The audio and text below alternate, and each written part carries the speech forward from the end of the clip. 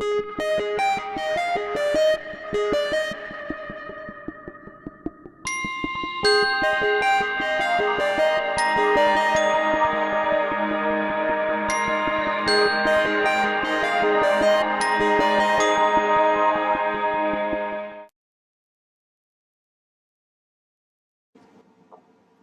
everybody, this is Dr. Vishal Trivedi from Department of Biosciences and Bioengineering, IIT Guwahati. And what we were discussing about the topics from your biology course for the class 11 and 12 under the program IIT PAL. And in this series, we were discussing about the animal kingdom. So if you recall, in the previous lecture, we discussed about how the animals are diversified, how they are different in terms of their habitats, their feeding habits, and their locations. And in that series, we also discussed, because the animals are so much diversified, there is a criteria which you have to use to classify them. And we also discussed what is the advantage of classifying animal kingdom, or the animals what is present in this particular kingdom. The major advantage of the classifying the different animals into the present in the animal kingdom is that it actually allows you to understand the relationship between the different animals. It also allows you to understand how the one type of animals are being evolved from the another animal, or how the animals are being connected to each other. And apart from that, when you actually classify the animals, you can be able to easily be able to understand their features and their other properties without even going through the much detail. For example, if you are identifying an animal which is actually belonging to some class of the particular animal kingdom or particular phylum, then you know that, okay, if this particular animal is belonging to Porifera, it is actually going to have these are the characteristics it should have. And if some of the characteristics are present, then you are very much sure, and you can be able to even extract more information, because you have classified all other animals. So apart from that, because the animals are very diversified, you always have to use a very detailed and discrete criteria in terms of how you can be able to classify the animals. So what we have discussed that in the animal kingdom, which are actually multicellular, you can have the different types of criteria. For example, you can have the level of organizations, you can have the symmetry criteria, you can have the body cavity or phylum as a criteria, or you can have the even how the animals are, whether it is having the diploblastic or triploblastic kind of development. So in today's lecture, we are going to discuss some of these, animal classifications, and and we are also going to understand about the characteristic of each phylum. So we'll start with a very simple thing. So we'll start with the cellular level of organization. So if you see there's a cellular level organization, you only have the one phylum, which is Porifera, and that belongs. So you see everything is premature or primitive. For example, it is using a cellular level of organizations. The cells are asymmetrical, and it does not have a phylum or the body cavity. And the classical example, or the phylum which belongs to this particular properties, is the Porifera. So let's start discussing about the Porifera. Porifera are the aquatic animals, mostly the marine, so they are present in the sea and ocean, except that the family Spongilidae, which actually lives in the fresh water. They are, so exception are there, because these are actually either the sessile or the sedentary, and they grow like a plant. So these are the animals which does not follow the basic principle of the animal, that they should be motile. So these are the Poriferas are the sedentary, and they grow like a plant. So they get attached to any rock or something, and then they grow on these particular rocks, and that's how they are actually growing like a plant. They are multicellular organism with the cellular level of organization. So there is no organ or there is no tissue present in the Porifera. They consist of the two germ layers. They are present as the outer ectoderm and the inner endoderm, with an intermediate layer of mesenchyma. So they are typically having a diploblastic animals, which means they only have the two germ layers, and that's how they are belonging to a diploblastic layer. The contractile vacuoles are present in from some freshwater vacuoles. So you remember that the vacuoles are always been present in the uh, in the uh, the plants. The sponges processes a high power of regeneration. So sponges are very having a very high power of regeneration, which means if you even if you crush some of these sponges, or even if you crush and make it completely as a homogenate, even then if there are live cells present, they could be able to recover from that particular type of damage, and they could be able to give you the complete cell. The organization of the sponges are grouped into three, which are like ascon type, cycon type, and the leuconoid type. So the sponges can be classified into three different groups. Either it could be of ascon type, the cycon type, and the leuconoid type. These three classifications are actually being based on to the how the cells look like, and how they are actually interacting with the water, how the water is entering into the cell body and how it is exiting. So it is actually due to the simple and a complex forms. So this is a typical structure or typical sponge what is present, and what you see here is actually a body cavity which is called as the spongiocele. So this body cavity is, as I said, there's no body cavity; it's a aphylumate. Then the opening of this body is called as the osculum. So this is the mouth actually, and then below to this body, it actually contains the small tiny pores, and all these tiny pores are called as the ostium. Through the ostium, it actually receives it actually filters the water what is coming from the outside, and the sponges can actually do the branching as well as the debranching. And the mechanism through which the sponges are actually acquiring the nutrition is that they are actually filtering the water, and along with the water the food particles are also entering into the body through the ostium, and once they enter into the body, they are being actually being digested by the digestion system what is present in the sponge body, and then the excretory systems are actually going to be go out. Sometimes the ostiums or the pores are also being used even for the oxygen transports and all other kinds of things.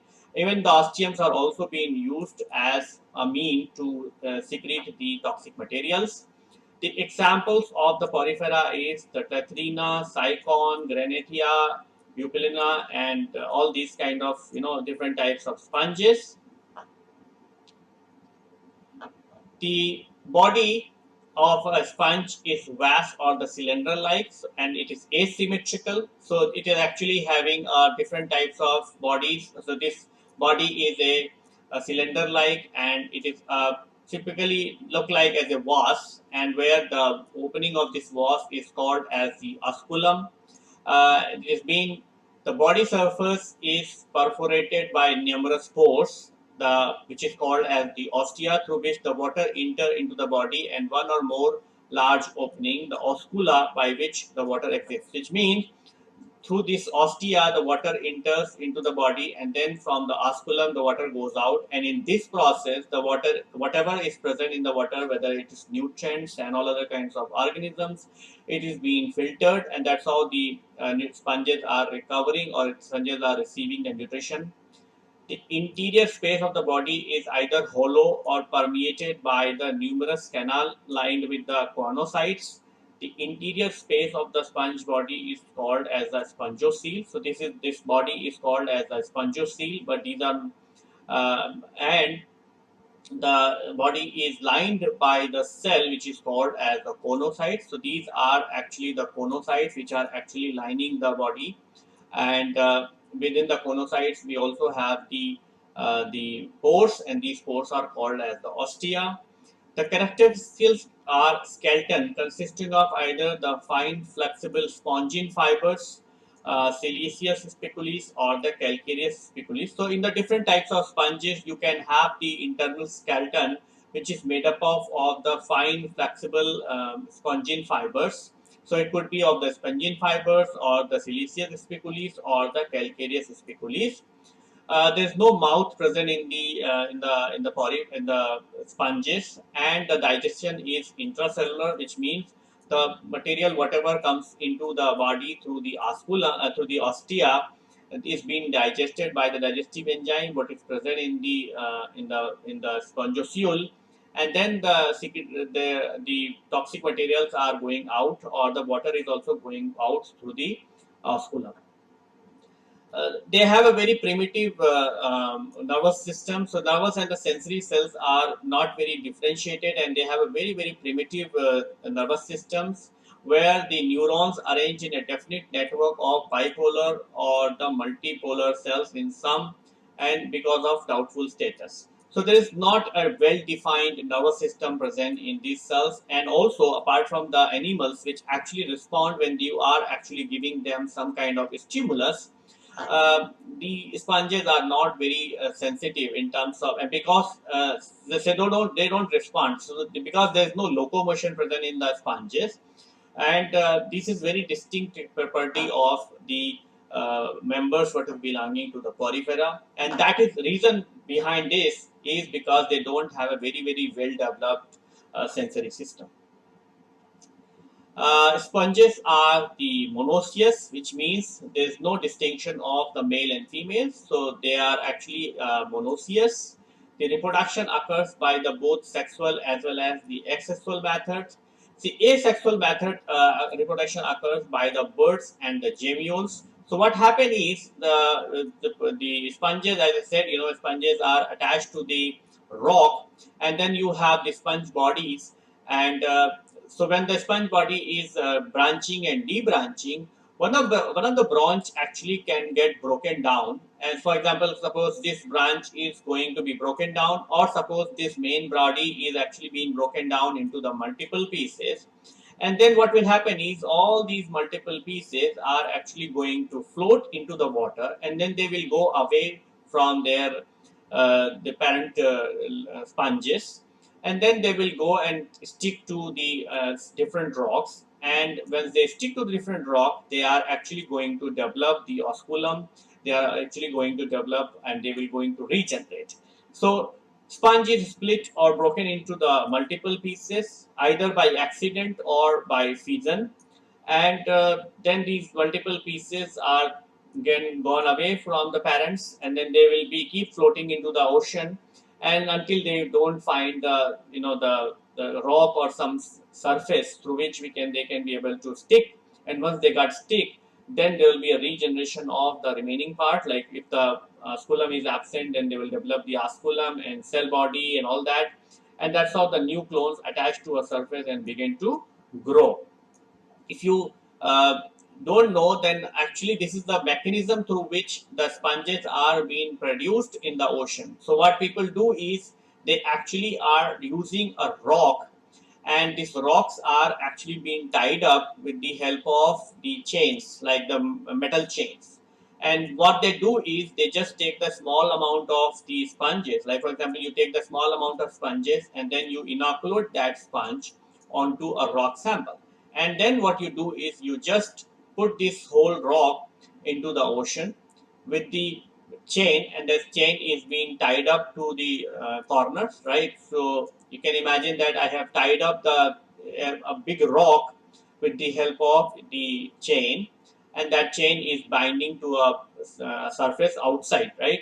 So then this rock is actually floating into the ocean on this side like this, and then this sponge is actually going to grow, and it will grow all over the place into this particular rock. And ultimately when they want to harvest, what they'll do is they will take out this particular rock, they will remove the sponges and whatever the sponges are being grown, and that's how they will be able to recover these sponges. Because one of the commercial use of these sponges is that they are being used for different types of sponges what you use in your home. Like for example, I'm not talking about the sponge what you use which are actually of the synthetic, but the sponge, like many people use the sponges for bathing and all other kinds of purposes.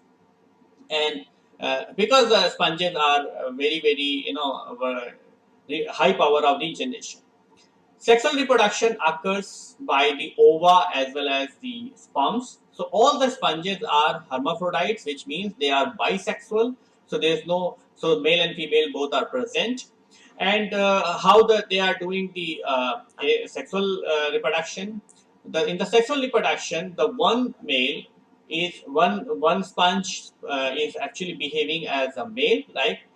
So it is behaving like a male, and the other sponge is actually behaving as a female. Although both are hermaphrodite, both are bisexual, but one of the sponge is actually producing the sperm cells, whereas the other kind of sponge is actually producing the egg. So what happen is the male is producing the sperms, and these sperms are, by the help of the water, they are entering into the with the help of the osculum, they are entering into the neighboring female body, or where the sponge is uh, having the egg. So the sponge enters into another sponge. A sperm cell fertilizes with an egg cell. So eggs are present inside and they get fertilized. And then the larva is going to be developed, and the larva is going to come out with the from the opening, and then it will actually go and stick to another rock, and that's how this larva will actually going to develop the sponge. Uh, so the cleavage is holoplastic, which means every time it is actually going to have the clear cleavage. Development, it is direct through a free swimming ciliate called larva, or the amphiblastula or parenchyma. So this larva is also called as the amphiblastula or parenchyma. Sexual reproduction occurs by the ova and sperms. Fertilization is internal. So fertilization is internal when it is when it is occurring inside the cell body of an organism, and the cross pollination always occurs. So it's not as the self pollinations, it is the cross pollination, cross fertilizations, where the sperms are going to come from the neighboring sponge, and it will going to be received by the another sponge. So this is all about the simplest organism, the porifera, which is belonging to simplest organism, the sponges, which are belonging to the phylum Porifera, and they are actually having the cellular level organizations, asymmetrical and the acoelomates. Now let's go to the slightly higher level of organizations. So next to the cell, you are going to have the tissue level organization. So within the tissue level organization, you can have the radial symmetry or the bilateral symmetries. So within the radial symmetry, you can have an organism which could be acoelomates, which means it does not contain the true coelom. And within this properties or the feature, with these properties and feature, you can have the two phylum. One is called as the Cylindrica, the other one is called as the Ctenophora. So let's start the discussion about the Cylindrica, which is actually a acoelomate, radial symmetry, and it is actually having a tissue level of organizations. So the phylum Cylindrica is colonial or the solitary forms. So they are actually being present as a colony, or they are also free flowing, free living. They are sedentary or the free living animals. So just like the porifera, they are also either attached to a substratum, or they are free living organisms. Mostly marine, but could be found in freshwater like Hydra. So Hydra is a very, very classical example what is present in the Cylindrica, but that is not present in the marine, it is present in the freshwater. The body is readily symmetrical. The tissue level, there is a tissue level organization, there is no organ present. The body cavity called as cylindrion helps in digestion and the circulation. So the body cavity, which is thick like this, is called as the cylindron, and this is a typical Hydra what I am showing. There are two different types of the cell bodies present in the phylum Cylindrica. Either it could be of polyps or the medusa. So what is mean by the polyps is, the classical example is the sea anemone, that it is actually attached to some surface like like rocks or the cell bottom or the bottom of the ocean, whereas the medusa are actually the free flowing, and they are like the classical example is the sea pen or the hydra. uh, the polyps are sedentary, so they don't move, right? Whereas, and the cylindrical life forms, the medusas are free living, swimming, and umbrella shapes. The examples are Physalia, sea anemone, sea pen, and the hydra. Sea anemone is a polyp type, whereas jellyfish is a medusa type. So this is a jellyfish where you might have seen the jellyfish, which is having the umbrella-like head, and you have the other body parts. So in the hydra, you have dilation as well as the circulatory system occurring within this cell body, which is called as the cylindron. The mouth of, for example, this is a hydra, right? The mouth is surrounded. So this is the mouth, the top portion, right? And mouth is surrounded by the tentacles, which helps in locomotion as well as capturing the prey. So these are the tentacles which are being used for two purposes. They are actually generating the current, and that's how the hydra actually can move because it is attached to a surface. So it actually can swim in this direction in a swinging motions, and that's how it actually can reach to different types of prey, and that's how they can be able to capture the prey with the help of these tentacles. The tentacles actually have the specialized cells called cnidocytes, which actually contain the stinging structure called as the nematocytes. So on these tentacles, you have are made up of a cell which is called as the cnidocytes, and on these cnidocytes, you also have the stinging structure which are called as the nematocytes, and these nematocytes are very potent. So once the hydra actually catches a prey with the help of these tentacles, the nematocytes actually discharge the toxins, and that's how the prey is actually going to be either going to be died, or it is actually going to be not going to run away, and that's how it is actually going to then catch the prey, and then the prey will enter into the cell body, and it is going to be digested by the digestive enzyme what is present in this cell cavity, and ultimately the nutrients are going to be used by the hydra, whereas the toxic material are again going to be thrown out. So what you see here is there is no anus present. The mouth is serving as the entry of the food, and the mouth is also using to throw the waste. So mouth is serving as the mouth as well as the anus. There are poorly developed the nervous system. So you can see here is the nervous system where there are nerve cells what is being connected to each other and forming a nerve networks. Reproduction is both the asexual as well as the sexual matter. So hydra reproduce asexually by producing the birds in the body wall, which grows to be a miniaturized adult and then break away when they are mature. When the hydra is well fed, a new bud can be formed every 2 days, which means you can see here, right? So there will be a budding into the hydra, right? So a main hydra, the mother hydra, is actually going to have the different types of birds, and all these birds are actually going to develop into an individual adult, and later on this bird is actually going to be detached from the hydra, and then it is actually going to bind to a surface, and that's how it is actually going to start the new hydra. In the sexual means, it involves the gametes. So how the sexual reproduction occurs. So in the sexual reproductions, what you have is you have a male, which is actually bisexual thing. So it is actually going to produce sperms. Sperms are actually going to be received by the another hydra, and that's how it is actually going to have the fertilizations. Post fertilizations, there will be which is actually going to form the embryo, and then this embryo is actually going to develop into the young Hydra, and then the young Hydra is actually going to bind to a rock or some surface, and that's how it will grow and form the adult Hydra. So this is all about the Cylindrica. And now let's move on to the another phylum, which is called as the Ctenophora.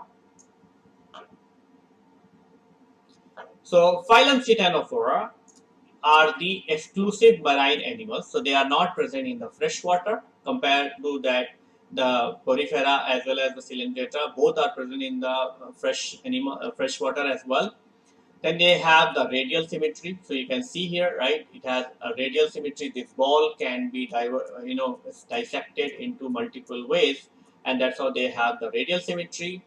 This the Ctenophora animals are diploblastic, which means they are going to have the two germ layers. They are going to have the ectoderm, and they are going to have the endoderms, and they are not going to have the mesoderms. So mesoderm is missing. These animals are so called as the sea walnut or the comb jellies. They have a spherical body with external row of cilia. They exhibit the bioluminescence. So I'm sure you all probably know about the bioluminescence. Bioluminescence means it is actually going to produce the light, and that light is actually not going to be produced by simply absorbing a light from the sun. The light is being produced by the organism, and this phenomena is called as the bioluminescence. Um,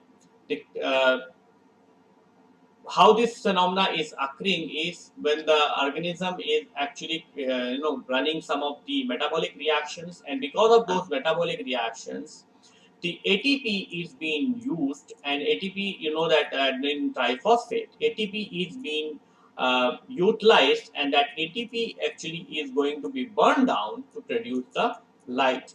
And I'm sure in you might have discussed about the bioluminescence, or you might be going to discuss about the bioluminescence. These are the bisexual animals, so male and females are both present in the same organisms. Reproduction by the sexual reproduction, and the sexual reproduction is occurring at the external fertilization, which means all the ova as well as the sperms are going to be thrown out from the organisms, and then they are going to have the external fertilizations. The examples are Ctenoplana and Pyrobrachia. So with this, we have discussed about the cellular level of organizations. So we discussed about the phylum Porifera, which are the simplest organisms. Then we discussed about the tissue level of organizations, where we have discussed about the radial symmetry, and within the radial symmetry and X-like xylomate, we have the two phylum, which is called as the Cylindrica as well as the Ctenophora. Now let's move on to little more complicated, where we can have the organ or the organ system as the organizations, and within this you can have the bilateral symmetry, and bilateral symmetry is having the very different types of options, like the place where you can have the no body cavity acoelomates, or the pseudocoelomates, or the coelomates. So these are the organisms which have the true cilium. So let's start discussing about the organism which does not contain the body cavity, and the phylum what the organism where the phylum to which it belongs is called as the platyhelminthes. So Platyhelminthes, the phylum Platyhelminthes is having a bilateral symmetry animal with the blind sac the body plan. It is a triploblastic and the acoelomic animals. They are mostly endoparasites, which means they are going to be feed onto the another host, and they are actually going to be present inside the body. The body is a ribbon-like, so you can see here this is a tinea solium, and it is a flat ribbon-like structure, and that's how the this is also called as the ribbon tapeworm, because this is present just like a tape, right? If you have used some, if you might have seen the tape in your home, with mostly the mothers are using the tape for measuring the cloth and all of the kinds of things. So body is a ribbon-like, unsegmented, and dorso-ventrally fattened and covered with the cuticles. So this body is also having a cuticle. So cuticle is like a kind of a covering. These are the parasitic forms have show the suckers or hook for attachment to the host. So they are actually having a suckers. These suckers are being used to suck the nutrition from the host, whereas it also has the hook which is on the mouth part, and these hooks are being used to actually hook to the body or the wall of that particular animal. So mostly these worms are present in the intestine, so human intestine or the vertebrate intestine. So they actually use these hooks for attaching to the intestine wall, and then with the help of the suckers they actually sucks the nutrients either, or they also suck the blood. So they can actually damage the wall of the intestine, and then they can directly suck the blood from the human beings, or they can actually take up the digested food from the human. So and that's why they don't have a very well defined digestive system, because they don't require the digestive system, because what they food they take from the humans are actually the digested food. Excretory system is made up of the phloem cells, and the classical example is the tinea solium and the fasciola. So tinea solium is called as the tapeworm, and the fasciola is called as the liver fluke. So liver fluke is a very big problem for all the animals like the buffalo, cows, and all that, and it actually causes the cancer, because when it grows into the liver cells actually get transformed, and that's how it actually develops the cancer into the animals. So this is what a cross section. What you see here is a stomach, right? This is the stomach of the tinea solium, and this is the sensory papillae. And so and then you have the nerve cords, which actually grows and runs from the central portion to the end of the things, and then by the end of this cell body, you have the anus. So all the things are going to be taken up by the tinea solium, and then the waste material is going to be ejected from the anus. The nerve system is in the form of a nerve ring or the nerve cord. So this is the nervous system. You have the central ganglia in the front, and then you have the nerve cords, which is running from the top to bottom of the cell body, and then you have the appendages coming from the nerve rings, and so that they can be able to sense the uh, the organism belonging to the phylum Platyhelminthes are hermaphrodites, which means they are actually going to have the bisexual. Uh, so reproduction is well developed. The male and the female sex organs are present on the same body. It has a great power of regeneration, so it can be able to regenerate. So this is a reproductive system where you can have the female reproductive organs, the ovary, or the female or the male reproductive organs like the testes, which is present onto the same cell body. So you can imagine that this is one of the ax segment which is present in the or one of the cross section of a segment within the this tapeworm, where you have the testes. So these are the testes actually, which are actually going to produce the sperm, and these are the ovaries. So they will produce the egg, and that's how there will be internal fertilizations. The locomotory structure and the sense organs are absent, because there is no locomotion required in these particular organisms, because they will, once they reach to the intestine, and they will actually going to stuck to the intestine with the help of the hooks, and then they will actually going to start taking up the nutritions. So this is all about the platyhelminthes. Now let's move on to the slightly more advanced organisms, and at least advanced organisms are having the pseudocoelomates. So they don't have the true coelom, and the example is SK helminthes or the roundworms.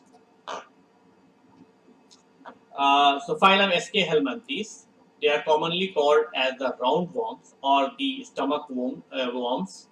They are mostly parasitic, living in the body fluid of the host. The body is long and cylindrical, which is thread-like. So this is the body. they are not as big as the tinea solium, and they are not as flat with the tinea solium. So that's why they are round. Actually, they are round worms. These are the the classical worms what is present in the stomach of most of the children's, and they are the bilateral symmetrical animals. So they have if you cut it into the center, they are actually going to be divided into two halves. They are triploblastic with the perivascular cavity. They are pseudocoelomates. So there is a cavity what is present in the scaffold these organisms, but that is a pseudocoelomate. It is get filled with the material. These animals show the tubes within a tube-like body plan. What is mean by the tube within the tube-like body plan? So you can have a body plan like two ways. One, what we have discussed just before, like for Porifera or Cylindrica, where on the one side you have a mouth, and from the mouth the things are entering into a body, and then they are being processed. Either they are going to be digested and all that, and then the digested product is coming out. So this is called as the blind sac plan, where there's no anus actually, and there's no alternate route. So the material will enter into the body, and then they will pass through, processed, and then it will go out. Whereas in the subsequent matter, what you have is you have a cell body from outside, and within the cell body you are going to have a mouth, and mouth is connected to another tube. That another tube is actually a alimentary canal, and alimentary canal is going to have the two openings, one for the mouth, the other one is for the anus. And this kind of arrangement is called as the tube within the tube, which means you have a tube which is actually the external body, and then you are going to have a tube which is inside. So that's why this kind of arrangement is called as the tube within the tube body plan. Whereas in this particular type, you have a blind sac, which means you are only going to have the external body, you are not going to have the internal body, internal tubes, and where you are going to have a mouth in the front, and that mouth is actually going to receive the material, and that mouth is also going to, it's going to receive the material and also going to be used for throwing out the toxic material. The body walls shows the longitudinal muscles, but no circular muscles. Excretion takes place by the protonephridia. The roundworms lives on average of 4 months and have a life cycle ranging from as early as 14 days to as long as 80 days, depending on the species. So they have a average lifespan of the 4 months, where some of the members may have the lifespan of 14 days, whereas some of the members may have a lifespan of 80 days. The classical examples are Ascaris, Bocheria, and Dracunculus. Uh, Phylum Ascahelminthes, nerve ring have a nerve ring or nerve cords. The reproductive system is well developed. It is unisexual, which means it is going to have the separate male and females. So this is the male, this is the female. What is present in the Ascaris? So there is a sexual dimorphism. What is mean by the sexual dimorphism is that there will be a distinct characteristic of the male as well as the female. Sexual dimorphism is also present in many other organisms, like the humans also. You might have seen the male is very different from the female. Similarly, in the Ascaris also you have the sexual dimorphism. So male Ascaris is shorter than the female. So that is one characteristic, right? The male is very short compared to female, and the male Ascaris has a curved posterior end with a penile setu for the reproduction, which means the male is short, and the male is also having a posterior portion which is curved actually, and it also contains the penile seti for the reproductions. Whereas the female Ascaris is long and it is relatively straight. So you can see that this is very big and it is actually a straight. Fertilization is internal or maybe cross or self. Development may be direct with or without any intermediate course, or the indirect. Various lateral lines and pores are present on the surface of the body. So how the Ascaris is actually infecting a healthy human being is that when you are taking a food or you are drinking the water which is contaminated with the Ascaris egg from the feces, so what happens is when somebody is getting Ascaris infection, it is actually doing the when it is you know so it is present in the eggs are present in the soil, and when you are taking the the food which is not properly cleaned, or when you're taking a contaminated water, these eggs are present in that, and once you take them through the mouth, they will go into the the intestine, like they will go to the small intestine, and from the small intestine they won't stay in the small intestine for very long. From the small intestine, they make a hole into the intestine, and that's how they reach to the lungs. They migrate to the lung, and from there, once they enter into the lungs, they will actually going to come out with the by the coughing, right? Or they can be cuffed, and then they will enter into the mouth, right? And then they will again going to be swallowed. Once they got swallowed the next time, by the time the ascaris is being fully developed, and now it will reach to the intestine, and it is actually going to stuck to the intestine, and it will start replicating. The eggs hatched in the intestine burrow through the gut wall and migrate to the lungs via the blood, right? So it will make a hole into the gut, they will, and it will reach to the lungs. In the lungs, actually, they will going to do all the development. So they will going to reach to the alveoli, they will pass through the trachea, and where they are actually being going to come out by the coughing, and then once they come out from the coughing, they will reach to your mouth, and then they will get swallowed. They develop into the adult worm in the small intestine, and the adult worms generally eat the food of their host, but heavy infection can cause the tangling of the wounds which can obstruct the guts.